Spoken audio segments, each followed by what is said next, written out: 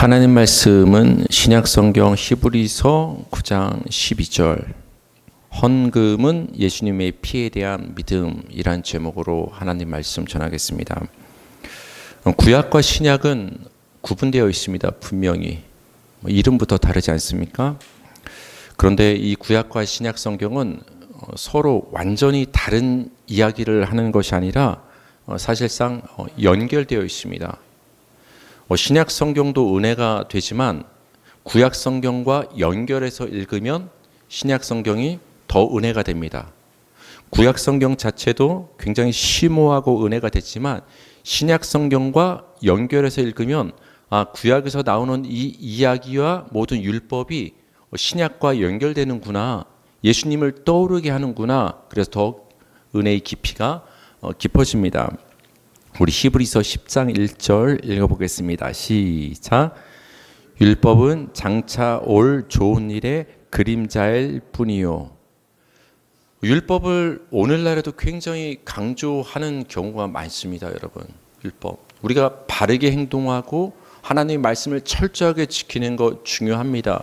하지만 율법을 너무 강조하면은 본질에서 벗어나는 것이 됩니다. 여러분, 본질이 중요합니다. 햇볕이 쨍쨍하게 쬐는 날 야외에 나가면 여러분 옆에 뭐가 따라다니죠? 검은 거? 그 검은 게 뭐죠? 그림자 아니겠습니까? 근데 그 그림자는 여러분이 아닙니다. 여러분은 여러분의 몸, 실체가 따로 있습니다.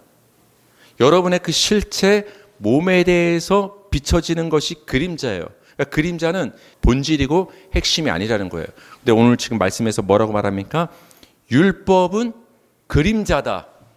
그러니까 율법은 본체요, 핵심이 아니라는 거예요. 그러면 뭐의 그림자인가? 뭐의 그림자인가? 장차 올 좋은 일의 그림자다. 그럼 여러분, 장차 올 좋은 일이 뭘까요? 구약 시대의 기준으로 삼는다면, 그렇죠, 예수님, 장차 우리에게 오실 그 예수님의 그림자가 된다는 거예요. 율법은 진짜 실체가 아니에요. 그게 상징하고 가리키고 향하고 있는 실체가 있는데 그분은 예수 그리스도라는 거예요. 우리 골로새서 2장 16절과 17절은 그래서 더 정확히 이렇게 말해주죠. 시작. 그러므로 먹고 마시는 것과 절기나 초하루나 안식일을 이유로 누구든지 너희를 비판하지 못하게 하라. 뭐를 먹느냐, 마시느냐, 먹지 않느냐, 마시지 않느냐, 어떤 절기를 지키냐 안 지키냐, 사순절 때 여기에 뭐 죄를 바르느냐 안 바르느냐. 사람들은 굉장히 먹고 마시는 거, 어떻게 모습을 갖췄냐, 어떤 절기를 지키느냐, 안식일을 지키냐, 초하루를 따지느냐, 그런 율법적인 어떤 법규를 지키는데 굉장히 사람들은 집중한다라는 거예요. 근데 하나님이 우리에게 그런 모든 율법의 규례를 주신 것은 그거에 매이라고 주신 것이 아니라 그것이 뭘 향하고 있느냐, 그림자 말고 진짜가 뭐냐, 그 안식일이 가리키고 있는 그 분이 누구냐, 그 분을 보라고 우리에게 그림자로 힌트로 주신 게 율법이라는 거예요. 예수님께서 이 땅에 오신 다음에 뭐라고 말씀하셨죠? 안식일 논쟁이 있었을 때 안식일에 막 이거 이삭을 막 비벼서 먹으니까 안식일에 어떻게 이거 비벼서 먹느냐, 이거 왜 먹냐고 시비를 걸었죠, 바리새인이.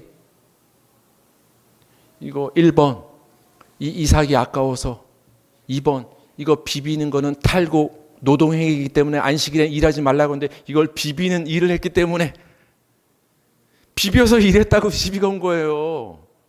안식일에 뭐 했냐 안 했냐, 지켰냐 안 지켰냐로. 그때 예수님이 하신 말씀이 뭐냐? 인자가, 나 예수가 안식일의 주인이다. 너희는 그거 비비느냐 안 비느냐만 막 불을 켜고 그 규례를 지키느냐, 그 율법에 매이는데 그 율법이 안식일이 가리키는 게 나다. 예수 안에서 안식을 얻는 것을 보여주고 있는 거다. 그래서 우리는 그림자를 보면 안 되고 그 그림자의 실체이신 예수님을 율법을 통해서 볼 필요가 있는 것이죠. 그래서 예수님은 직접 말씀하셨어요. 직접. 요한복음 5장 39절 시작. 너희가 성경에서 영생을 얻는 줄 생각하고 성경을 연구하거니와 이 성경이 곧 내게 대하여 증언하는 것이라. 이 성경이 누구에 대해서 말하고 있다? 나 예수에 대해서 말하고 있다고 예수님이 직접 말씀하시는 거예요. 그러니까 여러분, 목사님 어떻게 하면 성경을 잘 읽을 수 있는 방법이 뭡니까? 없어요. 그냥 성경을 읽고 결론적으로 예수가 떠오르면 잘 읽은 거예요. 그렇게 읽으시면 되는 거예요, 여러분. 여러분, 예수님 당시에는 신약 성경이 있었을까요? 없었을까요? 없었죠. 예수님이 승천하신 다음에 나중에 12 제자들이 성령을 받아서, 그리고 사도 바울이 예수님을 만나서 회심한 다음에 합심해서 성령을 힘입어서 쓰여진 것이 신약 성경 27권인데, 예수님 당시까지만 해도 모세오경, 그렇죠? 그리고 선지자들 성경, 시편, 구약 성경밖에 예수님은 없었어요. 그러니까 예수님이 지금 이 성경이 뭘 말하고 있는지를 아느냐 할 때, 이 성경은 예수님 당시 기준을 삼는다면 구약 성경에서 말하고 있는 건 나다 이거예요. 그런데 여러분, 구약 성경에는 예수라는 단어가 몇 번 나올까요? 한 번도 안 나옵니다. 예수란 단어는. 근데 예수님이 자기 이름이 한 번도 안 나오는 이 성경, 구약 성경은 나 예수에 대해서 얘기하고 있다. 근데 구약 성경을 보면 온통 율법 얘기인데, 율법이 그림자일 뿐이고 그 율법이 진짜 가리키고 향하고 있는 것은 나 예수다. 그 율법의 규례를 통해서 거기에 빠져들지 말고 예수를 발견해야 된다. 짐승 제사라는 그 율법에 매이지 말고 짐승 제사를 통해서 나중에 십자가의 어린 양 짐승으로 제물로 드려지는 예수를 봐야 된다. 예수님 나에 대해서 얘기한다고 말씀하시는 거예요. 그러니까 예수님도 친히 말씀하신 거예요. 성경은 나에 대해서 이야기하고 있다. 그래서 성경을 통해서 어떤 심리학을 발견하고, 어떤 사람과 어떻게 지내는지 처세술을 깨닫고, 어떤 가정의 부부관계를 어떻게 하면 행복하게 보내는지, 그런 거 보는 게 아니에요. 굉장히 성경 본문을 가지고 그런 얘기를 하는 경우가 세상이 아니라 교회에 너무 많은데, 성경은 그런 얘기하라고 주신 게 아니에요, 여러분. 성경은 예수에 관한 기록인 거예요. 특히 오늘 본문이 담겨있는 히브리서 성경 있지 않습니까? 신약 성경 좀 뒷부분에 있는 이 히브리서 성경은 예수 그리스도가 천사보다 높으시고 굉장히 탁월하신 분이라는 얘기를, 그 예수 그리스도의 우월성에 대해서 칭찬하고 말하는 책이 바로 히브리서예요. 근데 뭘 예로 들어서 예수님이 얼마나 위대하신가를 말하느냐? 구약의 제사랑 비교하면서 예수님은 이래서 훌륭하고 위대하십니다. 뭐랑 비교한다고요? 구약의 동물 제사를 비교해서 얘기를 해줍니다. 오늘 그걸 이제 살펴보자는 것입니다. 여러분, 구약에서 제사를 드리기 위해서는 뭐가 필요하죠? 일단 가장 중요한 게 제물. 뭔가 올려놔야 되잖아요. 제물. 그럼 그 제사를 집례하는 사람을 뭐라고 하죠? 제사장. 그렇죠? 제물이 필요하고 제사장이 필수적으로 필요합니다. 제사를 드리기 위해서. 이제 그것에 대해서 이제 조금 간단히 살펴보기를 원해요. 출애굽기 28장 1절 한번 볼게요. 시작. 너는 이스라엘 자손 중 네 형 아론과 그의 아들들, 곧 아론과 아론의 아들들 나답과 아비후와 엘르아살과 이다마를 그와 함께 내게로 나오게 하여 나를 섬기는 제사장 직분을 행하게 하되. 하나님이 아론과 그의 자식들 이제 이어서 제사장 직분을 행하게 주기를 지금 이제 말씀해 주시는 장면이 됩니다. 사람이 했죠. 우리 레위기 16장 11절 시작. 아론은 자기를 위한 속죄제의 수송아지를 드리되 자기와 집안을 위하여 속죄하고 자기를 위한 그 속죄제의 수송아지를 잡고. 이게 무슨 얘기를 하는 거냐면은, 아론은 제사장이 되었기 때문에 백성들의 죄를 사하기 위해서 짐승을 제물로 갖고 오면 그 짐승을 잡아서 피를 성소에 뿌려줌으로 그 중간 역할을 한 게 제사장이란 말이에요. 근데 이 아론은 백성의 죄를 사해 주기 전에, 그 임무를 수행하기 전에 먼저 자기 죄를 위해서 제사를 드렸어야 돼요. 그럼 여러분, 한마디로 이 아론을 비롯한 구약의 제사장들도 완전한 인간이었다는 거예요? 아니면 우리처럼 연약한 죄인이었다는 거예요? 똑같이 아론도, 구약의 제사장들도 다 죄인이었다는 거예요. 그러니까 똑같이 먼저 속죄를 자신을 위해서 한 다음에 백성을 위해서 속죄를 드렸다. 그러니까 구약의 제사장의 한계점, 연약함이 지금 등장을 합니다. 근데 예수 그리스도의 십자가 제사는 이것과 다르다를 히브리서는 얘기하는 거예요. 구약의 제사는 동물 제사는 이런 연약함 한계가 있었다. 근데 예수 그리스도의 십자가 죽음은 제사라고 할 수 있는데 이거는 너무나 훌륭한 제사다. 아무런 연약함 한계가 없다. 우리 히브리서 4장 14, 15절 읽겠습니다. 시작.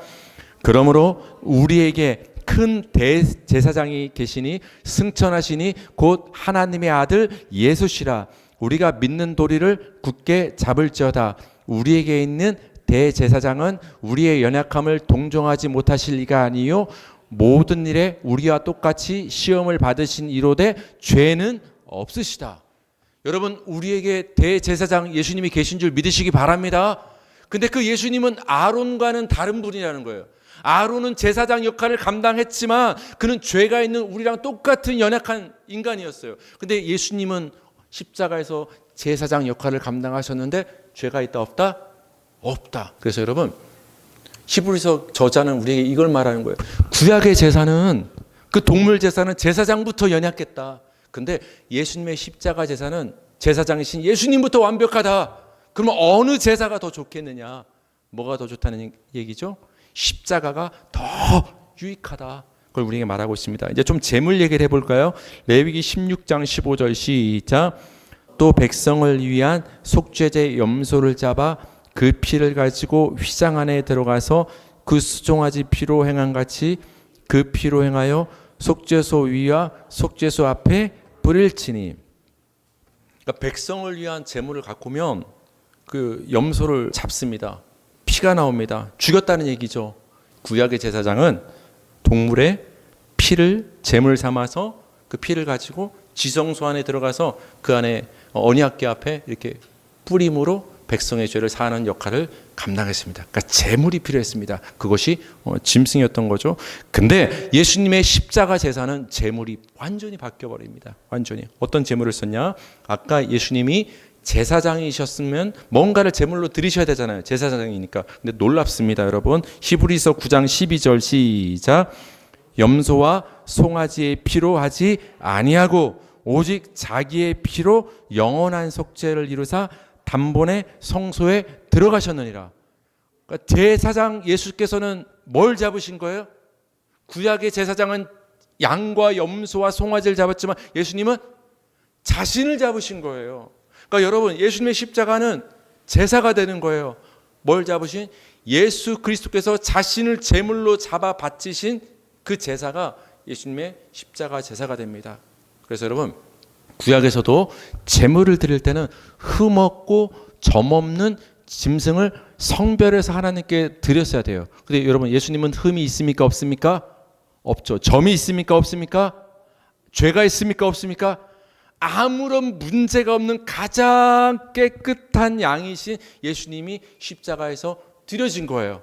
그렇다면 구약의 제사가 더 하나님 보시기에 좋을까요? 예수님의 십자가 제사가 하나님 보시기에 더 좋을까요? 그래서 십자가가 더 너희에겐 좋다. 지금 히브리서 기자가 우리에게 얘기를 해주고 있습니다. 히브리서 9장 26절에는 그래서 직접적으로 예수님이 제물이다 이런 얘기를 하고 있어요. 시작. 그리하면 그가 세상을 창조한 때부터 자주 고난을 받았어야 할 것이로되 자기를 단번에 제물로 드려. 제사장인 동시에 제물이신 거예요. 예수님은. 구약의 동물 제사가 예수 그리스도의 십자가 제사로 완전히 뒤바뀌었고 그 제사만이 하나님이 받으시는 유익한 제사임을 우리는 알 필요가 있습니다. 또 놀라운 변화가 있습니다. 구약의 짐승 제사와 예수님의 십자가 제사의 굉장한 놀라운 변화인데 출애굽기 29장 38절에서 39절 시작. 네가 제단 위에 드릴 것은 이러하니라. 매일 1년 된 어린 양 2마리니 한 어린 양은 아침에 드리고 한 어린 양은 저녁에 드릴지며. 여러분, 이거 번제에 대한 율법인데 어떻게 드리라고 했어요? 38절 두 번째 줄 보니까 매일 2마리 잡으래요. 아침에 1마리, 저녁에 1마리.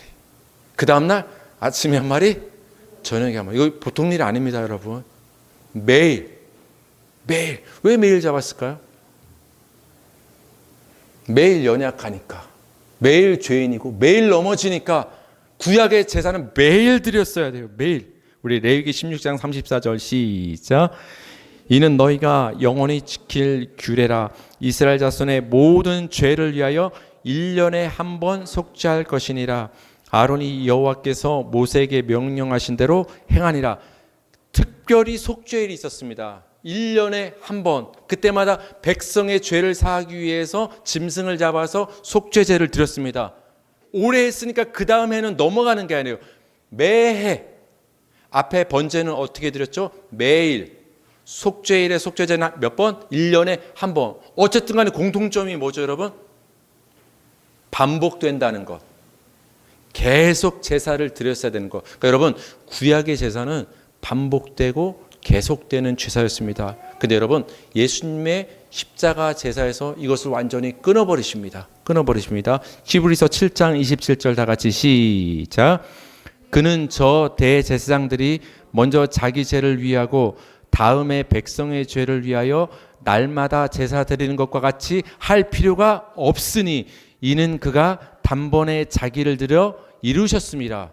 그러니까 구약의 제사는 어떤 거예요? 저 날마다 제사를 드렸다. 근데 예수님의 십자가 제사는 그렇게 할 필요가 있다 없다? 없다. 왜? 예수님은 십자가에서 단번에 한 번에 자기를 드리셨기 때문에 이제는 더 이상 십자가 제사는 반복될 필요가 없다. 이제는 더 이상 짐승 갖고 하나님 앞에 나올 필요가 있다 없다? 없다. 이게 완전히 예수님의 십자가 제사에서 바뀌어진 점이 됩니다. 우리 히브리서 10장 11절에서 12절 시작. 제사장마다 매일 서서 섬기며 자주 같은 제사를 드리되 이 제사는 언제나 죄를 없게 하지 못하거니와 오직 그리스도는 죄를 위하여 한 영원한 제사를 드리시고 하나님 우편에 앉으사. 예수님의 제사는 무슨 제사라고요, 여러분? 영원한 제사. 우리 따라할까요? 영원한 제사. 영원한 제사가 무슨 말이에요? 구약의 제사는 어제 드렸으면 오늘 드리고 내일도 드리고 매일 드려요. 왜? 매일 죄를 짓기 때문에. 근데 예수님 말씀하십니다. 그럴 필요가 있다 없다? 없다. 예수님께서 자신을 단번에 한 번 드리심으로 영원한 제사를 이루셨다는 거예요. 영원하다는 건 뭐예요? 여러분의 모든 죄를 사하셨다는 거예요. 과거의 죄, 현재의 죄, 미래의 죄. 여러분이 1년 뒤에 지을 죄가 뭔지는 모르지만 그 죄까지 이미 사함을 받은 줄 믿으시기 바랍니다. 이미 예수님의 십자가로 우리의 모든 죄가 다 끝났다라는 거예요. 영원한 속죄를 이루셨다라는 거예요. 짐승 제사는 맨날 죄질 때마다 갖고 왔어야 돼요. 제물을. 근데 예수님은 이렇게 바꾸신 거예요. 그럼 여러분, 어떻게 신앙생활 하고 싶으세요? 매일 짐승 하나님께 제물로 가져오는 그 제사를 드리고 싶습니까? 아니면 우리 예수 그리스도께서 십자가에서 단번에 자신을 제물로 드리심으로 우리의 모든 영원한 죄를 한 번에 사신 그 제사로 하나님께 예배 드리길 원합니까? 뭐가 더 우월합니까? 예수님이 더 우월하다는 거예요. 그거 붙잡으라고 히브리서 성경을 쓴 거예요. 안타까운 마음으로. 우리 히브리서 10장 18절에서 19절 읽겠습니다. 시작. 이것들을 사하셨은즉 다시 죄를 위하여 제사 드릴 것이 없느니라. 그러므로 형제들아 우리가 예수의 피를 힘입어 성소에 들어갈 담력을 얻었나니. 여러분, 죄 지으면은 당당히 앞에 나설 수 있습니까? 없습니다. 여러분, 죄 지은 게 있으면 하나님 앞에 나올 수 있습니까? 하나님은 재판장이십니다. 근데 여러분이 죄 지은 게 있으면 하나님 앞에 무서워서 못 나갑니다, 여러분. 근데 우리는 그 엄하신 재판장 하나님 앞에 이제는 아이처럼 철없이 담대하게 나갈 수 있는 길이 열린 줄 믿으시기 바랍니다. 여러분, 그래서 지금 하나님 앞에 지금 나온 거예요. 그래서 우리는 기도로 하나님 앞에 나갈 수 있는 거예요. 옛날에는 제사장만 피 갖고 지성소에 들어갈 수 있었던 거예요. 지성소는 하나님께는 아무나 나가는 게 아니었어요. 피만 갖고 나갔어야 돼요. 근데 예수 그리스도께서 자기 피를 하나님께 십자가에서 들으심으로 말미암아 그 예수의 피를 의지하여 이제는 우리가 하나님 앞에 지성소 앞에 어떻게 할 수 있다? 담대하게 나아갈 수가 있게 되었다. 여러분이 뭔가 모습을 안 갖추고 연약한 모습이라 할지라도 하나님 앞에 나갈 길이 열렸다를 히브리서 기자는 얘기하는 거예요. 뭐라고 말합니까? 그러므로 형제들아. 그러므로가 뭐라고 했어? 지난 시간 우리 로마서에서 앞에서 이런 얘기를 했으니까 그러므로 이렇다. 앞에서 뭘 얘기했습니까? 예수가 영원한 속죄를 십자가에서 이루셨다. 너희의 과거, 현재, 미래의 모든 죄를 다 사했다. 그러니까 죄책감 때문에 걱정할 필요가 있다 없다? 여러분 죄책감 갖지 마세요. 예수님이 다 여러분의 죄를 사하신 줄 믿으시기 바랍니다. 하나님의 여러분의 죄를 이제는 거들떠도 안 봅니다. 그래서 우리가 그 엄하신 재판장 앞에 나갈 수 있는 길이 열린 거예요.